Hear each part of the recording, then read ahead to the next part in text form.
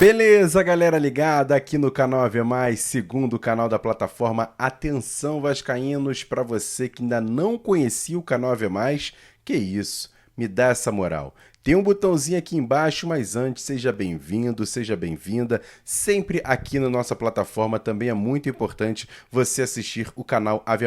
Para você que ainda não é inscrito, faz o seguinte, tem um botãozinho aqui embaixo, inscreva-se logo no canal, deixa logo a sua inscrição bonitinha, tranquilo, porque é de graça, não custa nada e você ajuda demais o canal a chegar aos 100 mil inscritos, que a gente quer bater essa marca até o final do ano. Já somos quase 85 mil inscritos e eu conto com a sua ajuda. Como? Se inscrevendo aqui embaixo no canal, acionando o sininho das notificações, deixando sempre o like nesse vídeo e também nas nossas lives, nos nossos vídeos aqui no canal AV+. É importante a sua participação e para você tirar nota 10 é compartilhar. É copiar o link e jogar lá nos grupos de WhatsApp, Telegram, Facebook. Você que tem um grupo de Vasco, compartilhe nossos vídeos, compartilhe nosso material. É muito importante para você chamar a rapaziada também para assistir e ser inscrita aqui no canal AV+. Tem muita gente que assiste os dois canais, tanto Atenção Vascaínos quanto o canal AV+, mas ainda não é inscrito aqui no AV+.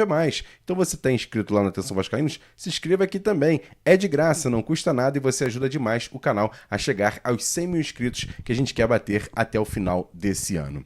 E olha, o Acorda Vascaíno dessa segunda-feira conta demais com a sua ajuda também, porque vamos falar sempre aqui de assuntos importantes, onde a gente traz detalhes para você bater um papo, para você trocar uma ideia, para você até fazer o seu comentário aqui nos nossos vídeos. E olha que os comentários de vocês, quando é muito redundante, como é muito benevolente também aqui para o canal, a gente pega assuntos que vocês também colocam aqui para a gente debater, para trazer aqui uma opinião, para trazer informação. É sempre muito importante a sua participação, por isso que a gente sempre pede para você deixar o seu comentário, é muito importante para mim, para você fazer a sua participação aqui no canal AV+. E eu vou falar sobre 4 assuntos nesse Acorda Vascaíno nessa segunda-feira, porque é uma semana que promete ser muito importante. Só para você ter uma ideia, hoje, nessa segunda-feira, às 8 da noite, vamos ter o sorteio da fase de grupos da Copa Sul-Americana. Às 8 da noite, na sede da Conmebol, o Vasco vai conhecer os seus adversários na fase de grupo. O Vasco que no modelo sul-americano não está muito bem ranqueado. Está no número 66, 14º dos times classificados para a Sul-Americana. Só para você ver o histórico do Vasco nos últimos anos, dependendo de competições sul-americanas. O Vasco que não consegue chegar a uma fase complicada da Sul-Americana, um pouco mais avançada. 2020 bateu na trave ali nas quartas de final, já em 2012 chegou na semifinal, mas enfim, 2011 chegou na semifinal da Copa Sul-Americana, 2012 chegou nas quartas de final da Libertadores da América. Tá aí o histórico do Vasco nos últimos anos em competições dessa magnitude. Então por isso que o Vasco precisa resgatar o seu favoritismo, a sua grandiosidade também no mercado sul-americano. E essa Copa Sul-Americana será muito importante. O Vasco está no pote 2, não é cabeça de chave, como eu disse, é o 14º colocado. Todos os 32 times classificados para essa fase de grupos, o Vasco fica apenas na 14ª colocação. Por isso que vai ter times no pote 1, em que o Vasco vai ter que ficar um pouco de olho, sendo que o Vasco não vai enfrentar nenhum time brasileiro na fase de grupos. Mesmo os times que estão no pote 1, ou até mesmo os dois que estão no pote 4, como o Vitória e também o Corinthians. O Vasco não vai enfrentar times brasileiros nessa primeira fase. Então o Vasco tem que ficar de olho, porque na primeira fase os cabeças de chave pode ser o América de Cali da Colômbia e 3 times argentinos. Por exemplo, o Defensa e Justiça, que o Vasco acabou sendo eliminado em 2020. Tem também o Independiente, que é um dos maiores clubes da Argentina, número de títulos de Libertadores da América, é o maior vencedor da história. Então, assim, tem que ficar de olho, porque pode sair um time muito difícil nessa primeira fase da Copa Sul-Americana. Sendo que depois dos outros potes, os times são de médio a pequeno tamanho, pelo menos no mercado sul-americano. Só que há times, por exemplo, que jogam o seu jogo lá na altitude, mais de 4 mil metros de altitude. Enfim, tem que ficar de olho e ficar atento aos times que podem ser os adversários na Copa Sul-Americana. E às 8 da noite, a partir das 8 da noite, a gente vai saber. Inclusive, estaremos ao vivo lá no canal Atenção Vascaínos, na nossa tradicional live de segunda-feira. Vamos fazer toda a cobertura e react, né, em relação a esse sorteio da Copa Sul-Americana. A gente vai ficar de olho para saber. E hoje, no Bom Dia Gigante, eu vou até trazer informações importantes para saber, por exemplo, qual a premiação da Copa Sul-Americana, as datas dos confrontos, como é que o Vasco pode ser remanejado nessa fase de grupos, enfim, enfim, todos os detalhes no Bom Dia Gigante, 10 horas da manhã, e à noite, 7h30 da noite, tem a nossa tradicional live de segunda-feira, que vamos fazer um react desse sorteio da Copa Sul-Americana com toda a equipe ao vivo aqui do canal Atenção Vascaínos.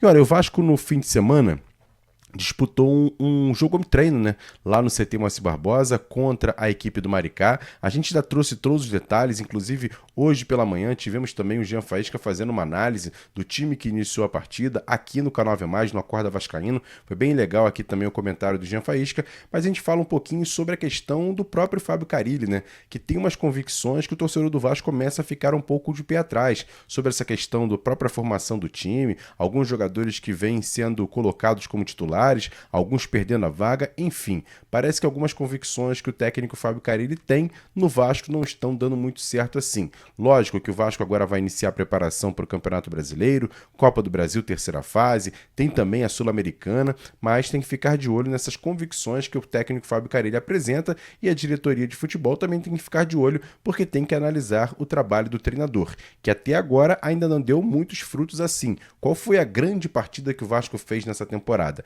Eu não lembro de um grande jogo. Talvez o melhor, o menos pior, vamos dizer assim, foi aquela vitória contra o Botafogo 1-0, que foi um jogo muito apertado, e essa vitória contra o Nova Iguaçu na segunda fase da Copa do Brasil, mas também era o Nova Iguaçu jogando no Newton Santos. Não dá para fazer tanto critério assim, porque nos outros clássicos o Vasco acabou indo muito mal, principalmente contra o Flamengo, até mesmo contra o Fluminense, então tem que ter um pouco de olhar para esse trabalho que o Fábio Carille vem fazendo. Eu, por exemplo, acho que ele não tem nenhuma característica com o elenco que foi montado pelo Vasco para essa temporada. Acho que é até um treinador razoável, não é um treinador muito ruim assim, mas não tem uma liga com esse elenco do Vasco. Acho que o Vasco, por exemplo, poderia buscar um outro treinador, mas enfim, isso é papo para um outro assunto. Vamos falar um pouquinho também sobre a questão da base do Vasco. E aí, casa também com esse papo do Fábio Carille. Quando ele foi contratado pelo Vasco, muita gente ficou um pouco de pé atrás, porque é um treinador que utiliza pouco a base. Até o pessoal que cobre o Santos falou bastante sobre isso, que ele não utilizava os jogadores da base do Santos, naquela ocasião que o Santos disputou ano passado a Série B, e aqui no Vasco começa a chamar a atenção exatamente isso. Se você parar para analisar, elencar o Vasco com todos os jogadores à disposição do técnico Fábio Carille, ele utiliza muito pouco mesmo a base. Hoje, praticamente, utilizando apenas o Ryan, jogador que veio agora do Sub-20. Os demais atletas ganhando pouquíssimas chances com o técnico Fábio Carille. E por isso, a diretoria começa a negociar alguns atletas para empréstimo, até mesmo alguns atletas com um passe fixado para outros clubes, com valores muito abaixo do mercado. O caso do Lucas Eduardo, que era capitão do time Sub-20, emprestado para o Cuiabá. O próprio JP, que iniciou a competição no passado do Campeonato Brasileiro como titular naquele jogo contra o Grêmio, primeiro jogo do Vasco no Campeonato Brasileiro, e agora será emprestado ao Avaí. Outros jogadores já deixaram o clube, por exemplo, o Leandrinho foi emprestado lá para a Arábia Saudita. Tudo bem que foi até o meio do ano, mas enfim, o Vasco precisa de um lateral esquerdo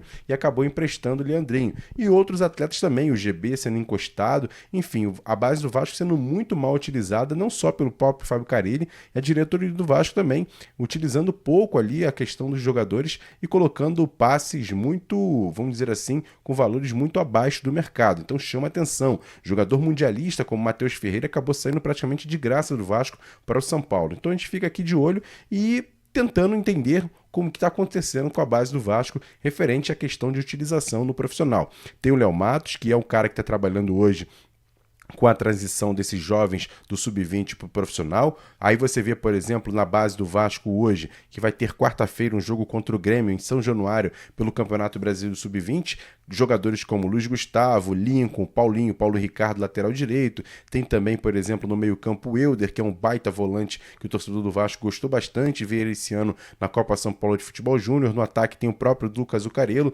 que vinha também atuando até bem no profissional, mas acabou descendo para a base. Então chama a atenção essa não utilização dos jovens da base do Vasco no profissional. Mas enfim, são opções e são decisões da própria comissão técnica e da diretoria do Vasco que poderia também explicar o que está acontecendo hoje com a base do Vasco sendo, para alguns torcedores do Vasco, sendo até um pouco sucateada nos últimos anos, que não vinha sendo assim. Mas enfim, a gente vai trazendo aqui essa opinião aqui para você ligado no canal Atenção Vascaínos, no canal Ave Mais, para você deixar aqui o seu comentário se você acha que o que está acontecendo com a base do Vasco, a sua opinião sempre é muito importante. E para fechar aqui esse bate-papo com vocês aqui nesse Acorda Vascaíno no canal Ave Mais, é muito importante também você participar, deixar o like, sua inscrição para chegar aos outros vascaínos e também a sua participação sempre é muito importante. Vamos falar um pouquinho sobre a busca por reforços. Essa janela nacional fecha no dia 11 de abril, ou seja, faltam poucos dias para o Vasco ir ao mercado e fazer esses pequenos ajustes, entre aspas, que disse o próprio Marcelo Santana lá na CBF, na última vez que ele esteve por lá, na questão de conversas e reuniões sobre a questão do Campeonato Brasileiro, e ele deu uma entrevista para a imprensa que estava no local, dizendo que o Vasco precisa de apenas pequenos ajustes, mas esses pequenos ajustes a gente sabe que precisa fazer contratações e também até a liberação de alguns atletas que não vêm sendo utilizados pelo técnico Fábio Carille. E aí sai a informação de que o Vasco vai buscar de 2 a 3 reforços ainda nessa janela.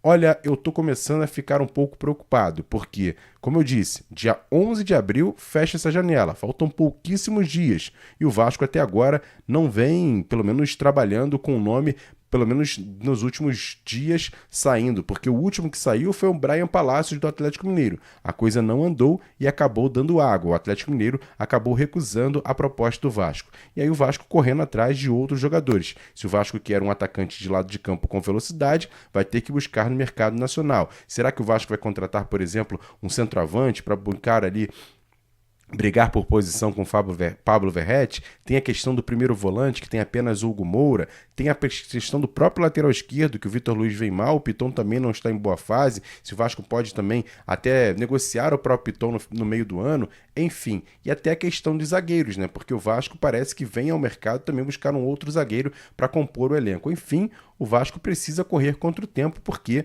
a situação está começando a ficar problemática e a janela se fecha, como eu disse, no dia 11 de abril. E aí, torcedor, o que você acha em relação a contratações? Acha que o Vasco precisa contratar quantos e quais as posições? Comenta aqui embaixo que a sua participação sempre é muito importante. E o convite fica feito, 10 horas da manhã, ao vivo no Bom Dia Gigante, contando demais com a sua audiência, lá no canal Atenção Vascaínos, estaremos ao vivo fazendo praticamente um esquenta para esse sorteio da Copa Sul-Americana. Vamos falar sobre os 4 potes, todos os times que estão envolvidos, para você também ficar sempre muito bem atualizado. Trazer as informações sobre as datas dos confrontos, tudo relacionado ao sorteio da Copa Sul-Americana. Às 10 horas a gente vai falar no Bom Dia Gigante, contando demais com a sua audiência. Gostou aqui desse quadro do Acorda? Então peço para você se inscrever no canal, deixar o like nesse vídeo e sempre compartilhar para chegar a outros vascaínos.